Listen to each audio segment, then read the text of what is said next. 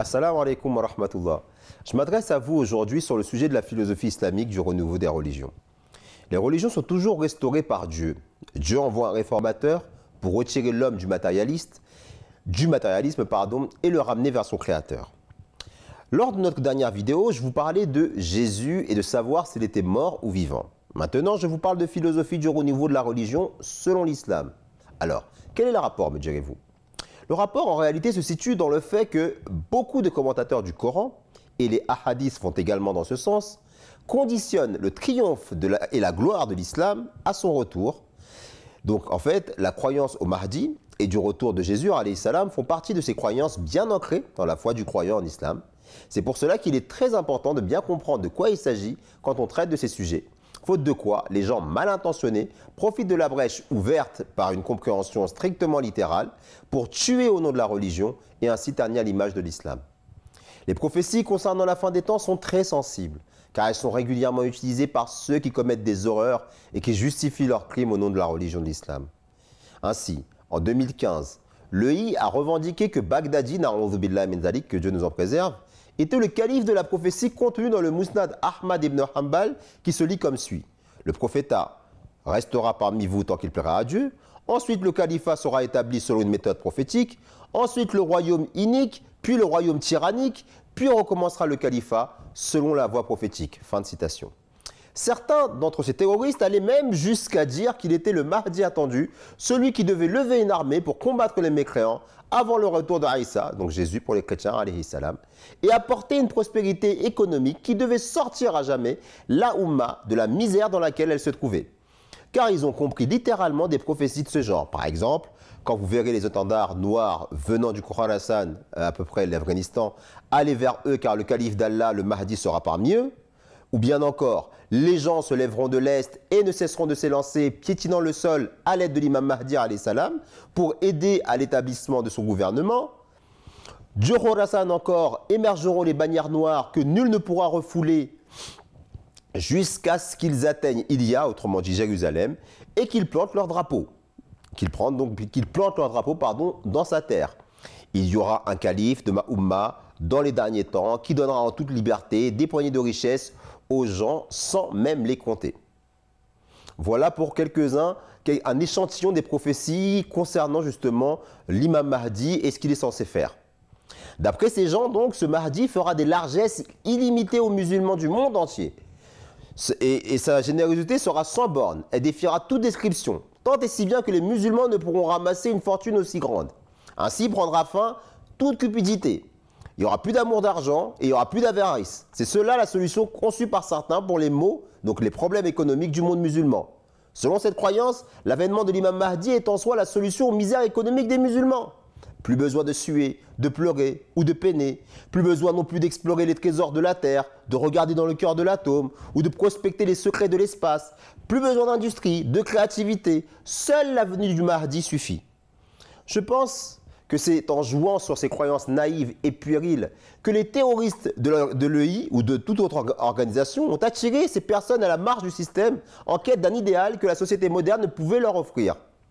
Quant à nous, nous ne rejetons en aucune façon les prophéties concernant la descente du Messie et l'avènement du Mahdi.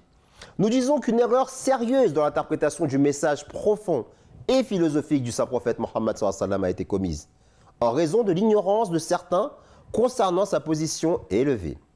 Les hommes de vision et de sagesse se servent souvent de paraboles et d'allégories pour définir et décrire des sujets d'une aussi grande importance. Mais le regard superficiel ne peut saisir leur signification. La véritable interprétation en réalité, c'est que premièrement, le Messie n'est pas ce prophète antérieur qui visita les Israélites. Nous croyons que Jésus-Christ alayhi salam mourut d'une mort naturelle après avoir survécu les affres de la croix. Le Messie de la prophétie devait être une autre personne, devant n'être que parmi les disciples du saint prophète Mohammed sallallahu alayhi wa sallam, parce qu'il devait partager certaines caractéristiques et traits de Jésus alayhi salam. Il lui fut donc donné le titre de Messie, fils de Marie.